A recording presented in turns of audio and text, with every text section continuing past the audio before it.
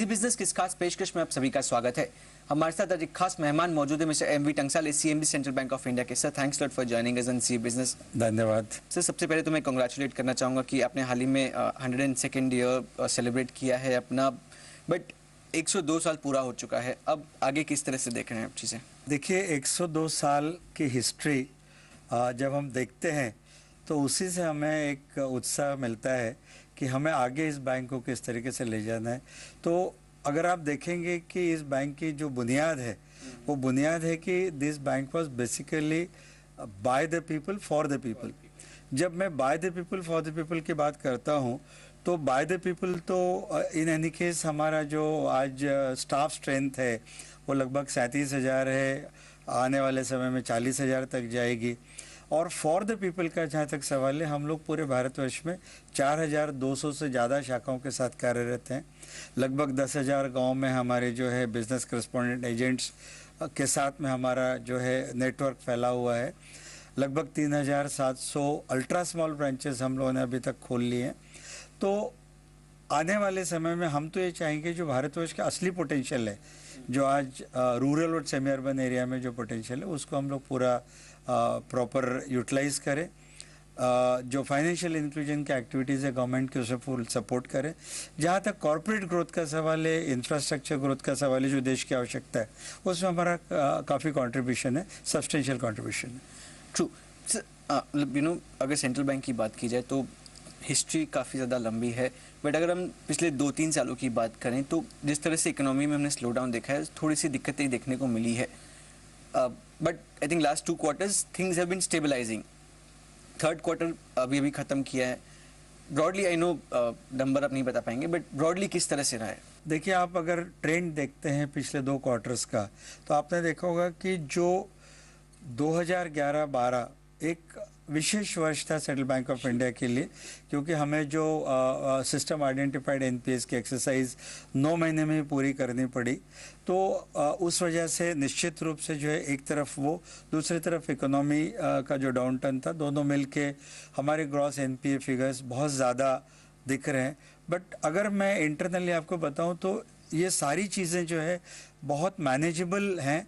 There is nothing which can be said as unmanageable, जिसका proof हम लोगों ने पिछले 2 क्वार्टर के रिजल्ट्स में दिया है कि अगर if you are addressing your NPA management properly, let me tell you that is definitely showing better improvement in the third quarter also.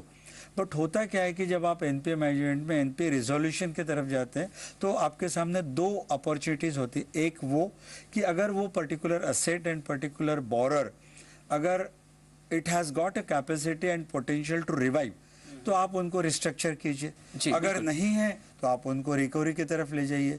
तो मैं आपको बताना चाहूँगा कि आज मेरी सारी शाखाएं और मेरी कंप्लीट जो कॉर्पोरेट मैनेजमेंट है वो इस तरफ लगी हुई है, reach to all borrower. When you reach to all borrower, you are in the position to analyze whether this borrower needs a support.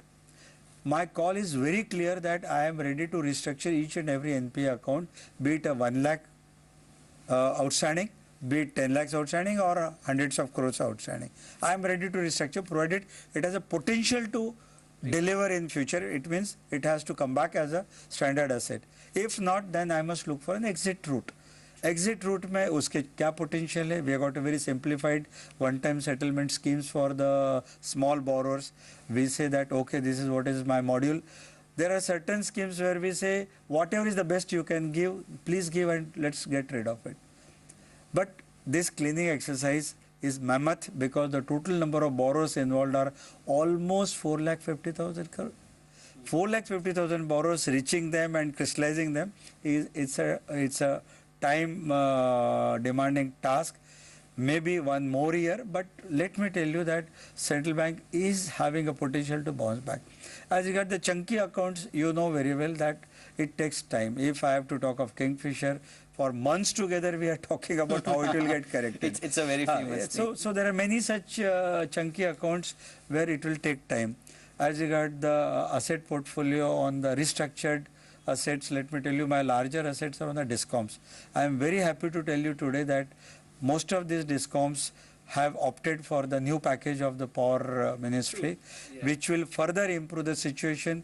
My loan book will reduce, it will get converted into bonds, which will have a secondary market. So I think going forward, the third quarter tells me that the good days are ahead. That's exactly my next question, sir. Discoms का जो restructuring package तैयार किया गया है, I think Central Bank of India is one of the largest beneficiaries of that whole restructuring package. किस तरह से आपको और बैंक को बेनिफिट मिल रहा है इन टर्म्स ऑफ, और इसका क्या जो नेट इम्पैक्ट है हम क्वार्टर थर्ड में आते हुए देखेंगे?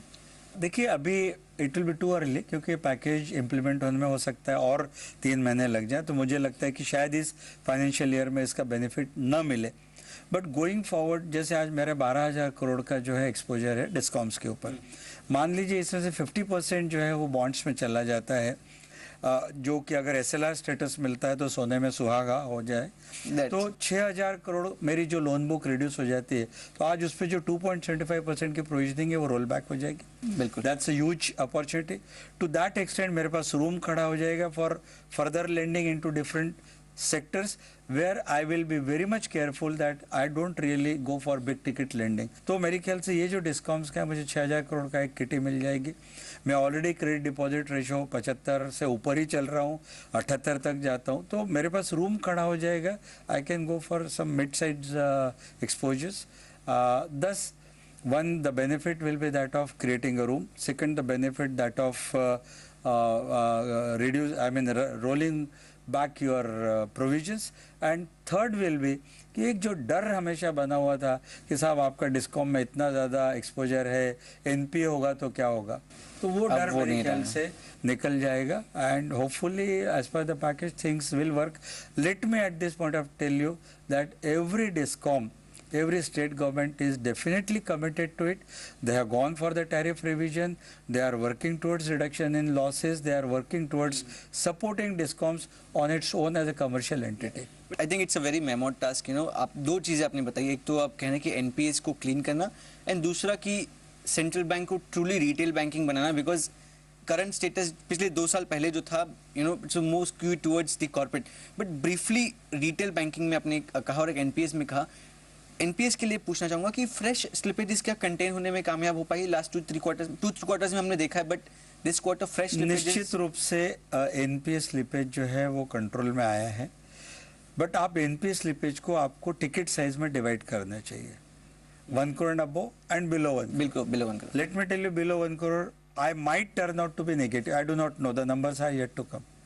इट मीन्स जो बेसिक प्रॉब्लम है at the branch level, small branches, वो कंट्रोल में आ गई है, वो सॉल्व. अब जहाँ बड़े अकाउंट्स का है, मेरे ख्याल से ये पब्लिक इन्फॉर्मेशन है कि आज बड़े बड़े अकाउंट्स जो हैं CDR में जा रहे हैं और प्रॉब्लम्स जा रहे हैं. तो मेरा कॉन्फिडेंस लेवल छोटे अकाउंट्स में ज़्यादा अच्छा है बजाय बड़े अकाउंट्स में. ट्रू. सर एक ब्रेक लेते हैं, ब्रेक के बाद में आपसे चर्चा जारी रखेंगे. तब तक आप देखते रहिए जी बिजनेस, आपका फायदा.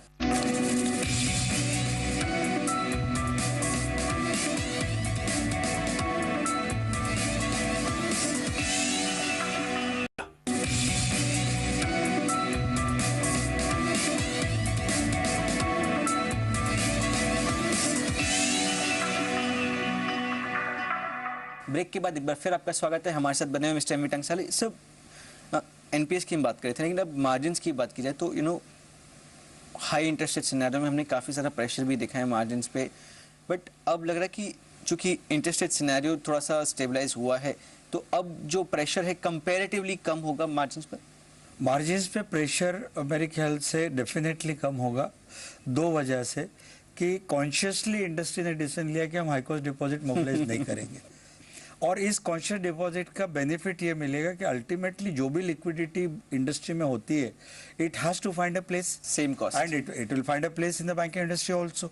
सो जब हम लोगों ने कॉन्शियस डिसीजन ले लिए हैं कि हम टॉप लाइन के लिए जो है फाइट नहीं करेंगे, मेरे ख्याल से अपने आप जो है हमारा प्रेशर ऑन मार्जिन कम हो जाता है, हमारी कॉस्ट ऑफ डिपॉजिट कंटेन हो जाती है.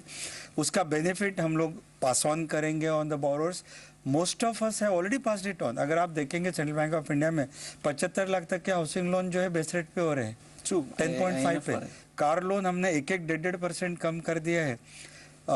SME सेक्टर को हम लोग जो है 12% के अंदर फाइनेंस कर रहे हैं. तो जो भी सेक्टर्स इकोनॉमी को फ्यूल कर सकते हैं, जिनकी वजह से इकोनॉमी में एक स्पर्ट आ सकता है, उन सारे सेक्टर्स में हमने ऑलरेडी जो है रेट ऑफ इंटरेस्ट घटा दिया है। और अगर ये हम बराबर मैनेज करते हैं तो मेरे ख्याल से 2.75 to 3% की मार्जिन मेंटेन करना बैंकों के लिए आसान होना चाहिए, and that is a very reasonable margin on which bank should operate. I know because central Bank of India was one of the first few banks जिन्होंने कि इंटरेस्ट रेट कट किए थे, बट इस कट का जो impact था क्या हमको देखने को मिला है in terms of growth, credit growth? Definitely मिला है।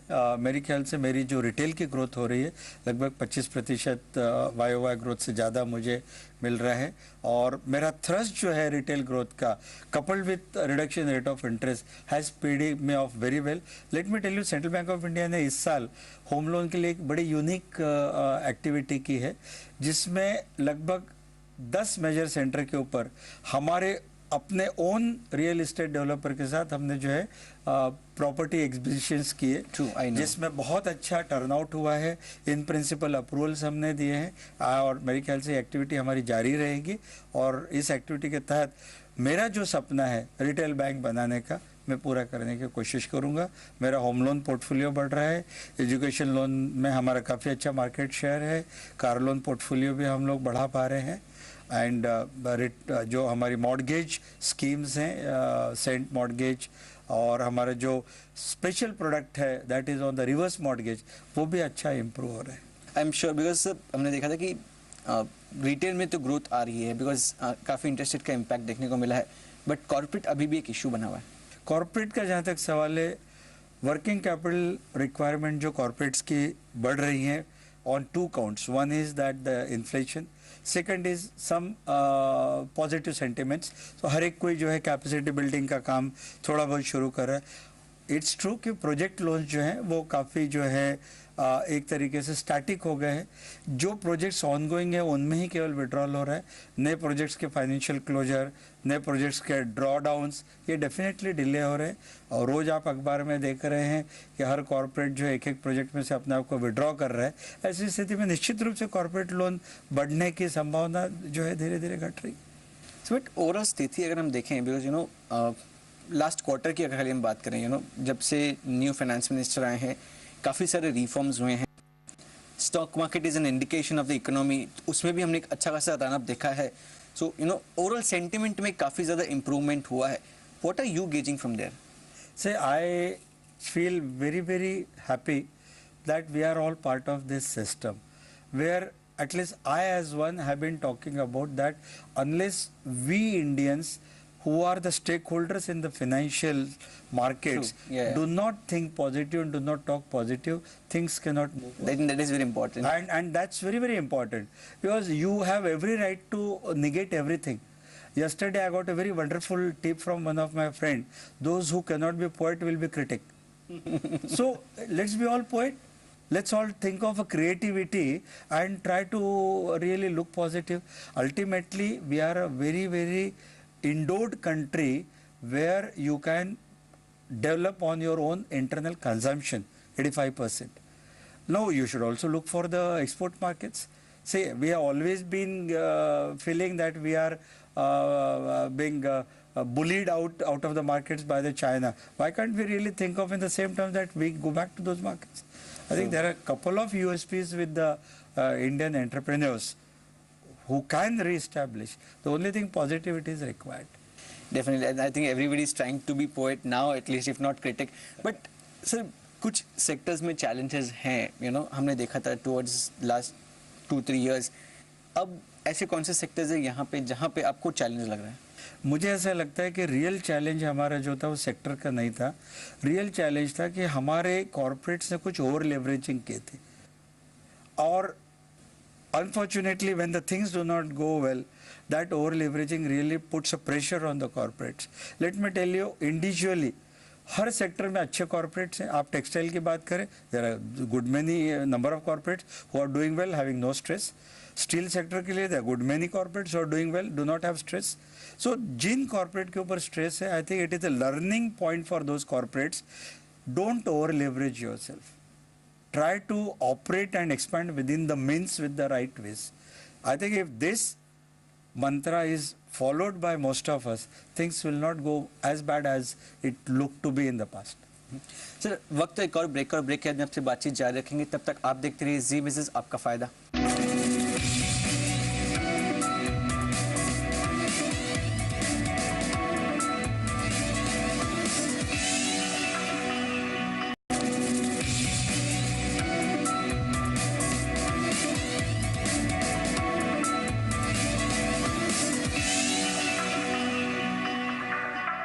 ब्रेक के बाद फिर आपका स्वागत है। हमारे साथ बने हुए मिस्टर एमवी टंगसाले। सर ब्रेक के पहले हम लोग बातचीत कर रहे थे कि कॉर्पोरेट्स में ओवर लेवरेजिंग काफ़ी ज़्यादा हो गई है एंड पूरा जो क्राइसिस पीरियड था हमने काफ़ी अच्छा लेसन लर्न किया है, बट गोइंग फॉरवर्ड यहाँ से आपको लगता है कि कॉर्पोरेट्स अब जो रुख अपना रहे हैं वो कॉशियस हैं या उनको कॉशियस रुख अपनाना चाहिए? पहले तो नहीं, मेरे ख्याल से आई विल से कि कॉर्पोरेट डेफिनेटली कॉशियस हो गए, और जब उन्होंने ओवर लेवरेजिंग की थी तब एक दिमाग में था कि they will be able to capitalise through the FDIs and various PE funds will come and pour the money. But when the country was not doing well and everyone kept away from a country, I think that was the biggest lesson for the corporate. No, it's better that we go a very consolidated way. Many corporates have really started consolidating. They are stripping off non-core activities. They are consolidating and developing on their core competences, and that is the right way to grow. And I feel that a good number of corporates, having learned the lesson, will not get into those mistakes again. Shifting to another gear, economy and RBI, both two important parts. Starting with RBI, हमने देखा कि RBI ने interest rates ज़्यादा changes नहीं किए हैं last policy में। हमने नवंबर पॉलिसी में थोड़े चेंजेस देखे थे। Now things have started coming under control. What is your assessment of the whole scenario and what do you think of the interest? मैं इसको डिफरेंट पर्सपेक्टिव में कहूँगा। आरबीआई ने कभी ये नहीं कहा कि आप लोग इंटरेस्ट मत कम कीजिए। नहीं, डेफिनेटली नहीं। तो आरबीआई ने कभी बैंकों को नहीं कहा। आरबीआई ने बैंकों को बार बार ये बोला है कि there should be proper transmission of a price, and thereby the message was very clear कि आप आपकी कॉस्ट कम कीजिए and accordingly the benefit you pass it on to the. जहाँ तक आरबीआई का कंपल्शन था, मेरे ख्याल से आपको हमको सबको क्लियर है कि अगर इन्फ्लेशन कंटेन नहीं होता है तो पॉलिसी रेट्स कम होने का प्रश्न नहीं होता है। चूंकि चीजें कंटेन नहीं है, मुझे ऐसा लगता है कि अब चूंकि चीजें कंटेन हुई है तो लेट अस सी 29 जनवरी की पॉलिसी में क्या होता है। What are you expect? मुझे ऐसा लगता है कि डेफिनेटली कुछ उम्मीद है कि there will be some kind of a policy cut. Rate cut should be there. Let us see. I can't predict. I am not. How much?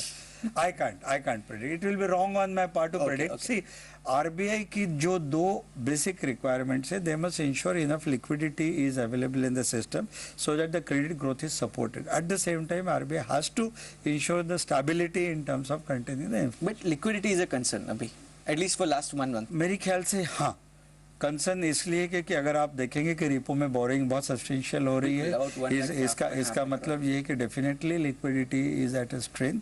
But I think what is happening कि market में भी different instruments काम कर रहे हैं। हो सकता है कि ये जो एक्सेस बोरिंग ऑफ लैब है वो कहीं आर्बिट्राज में भी यूज हो रही हो। That anybody has to see. But individually if you ask me are you under too much of stress, no, I am not under liquidity strain at all. Will central bank get into insurance? And definitely हम लोग micro insurance product हमारे marketing कर रहे हैं।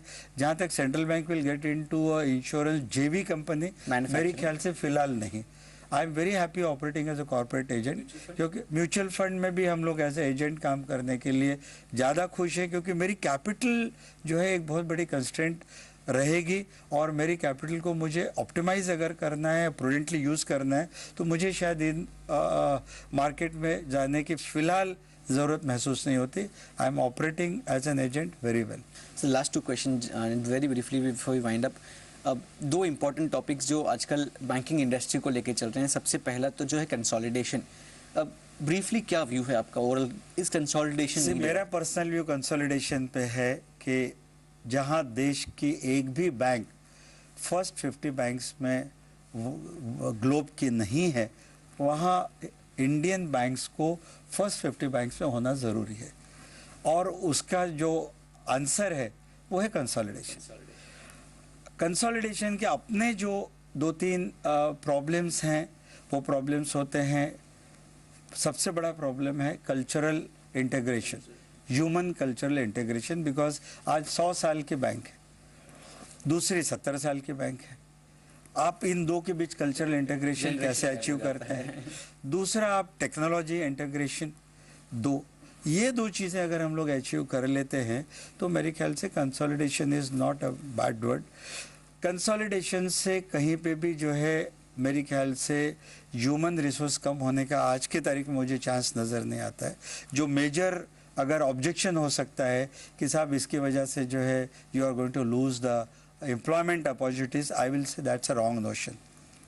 Probably given the environment of growth through financial inclusion or an inclusive growth, basically you need more and more outlets. You need more and more people when you see a strength in the rural area. So I feel I am one for consolidation, but I am one for consolidation of the stronger units and not an acquisition of a weak unit by the strong units. You should look for the strong big banks, which can happen by the mergers of the strong units. That will certainly help the economy at large. Certainly. But sir, last question, the hot topic of the year, I think it must be say the new bank licenses. You know, अब हम देखेंगे कि काफ़ी scope है नए bank licences के लिए, लेकिन जब हमने देखा था कि प्राइवेट सेक्टर बैंक्स आई थी तो पब्लिक सेक्टर बैंक्स को पूरा चेंज करना पड़ा था टेक्नोलॉजी के लिए, या काफ़ी सारी चीज़ें बदलाव करनी पड़ी थी। अब जबकि नए बैंक्स हम उम्मीद कर रहे हैं कि by the end of this year calendar year RBI नई गाइडलाइंस एटलीस्ट दे देंगी, if not start the bank but at least they देंगी। सो क्या वो जो पीरियड है वापस से पब्लिक सेक्टर बैंक्स को अब अपग्रेड करने का या चेंजेस लाने की सिस्टम में ज़रूरत पड़ेगी? मेरी ख्याल से I will go back to 94, जब प्राइवेट सेक्टर बैंक जो हमारे देश में काम करना शुरू किया, पब्लिक सेक्टर बैंक्स के लिए it was a boon. True definitely, for the simple reason कि अगर आप समय के साथ नहीं बदलते हैं तो आप समय के पीछे हो जाते हैं। आज पब्लिक सेक्टर बैंक्स की जो कैपेसिटी है, देखिए सेंट्रल बैंक की बात लीजिए आप, आज सेंट्रल बैंक ऑफ इंडिया आज से 10 साल पहले इसकी क्या साइज थी? It was probably less than 1 lakh crore. Today we are going to be almost 4 lakh crore bank going forward. Volumes क्या हैंडल कर रहे हैं? 37 मिलियन कस्टमर्स हम हैंडल कर रहे हैं। अगर हमारे पास टेक्नोलॉजी न होती, हमारे पास समय के साथ नहीं बदलते, तो क्या हम इतना बड़ा वॉल्यूम हैंडल कर सकते थे? नहीं। हमने देखा मेरे ख्याल से it was a boon for the public sector bank to have the private sector banks as a competitor. Today all public sector banks probably can boast of that we are at par with any private sector bank in the country in terms of technology, in terms of products and services, in terms of human resource. But today there is nothing that probably is challenging to the public sector bank. Every day public sector bank is operating on innovations. We are all working on business process re-engineering. Every day even public sector banks are producing new activities. So मेरे ख्याल से ऐसी कोई threat नहीं है। True, definitely sir. Thanks a lot for joining us on Zero Business. Thank you. Thank you, sir. Thank you so much. Sir. Thank you.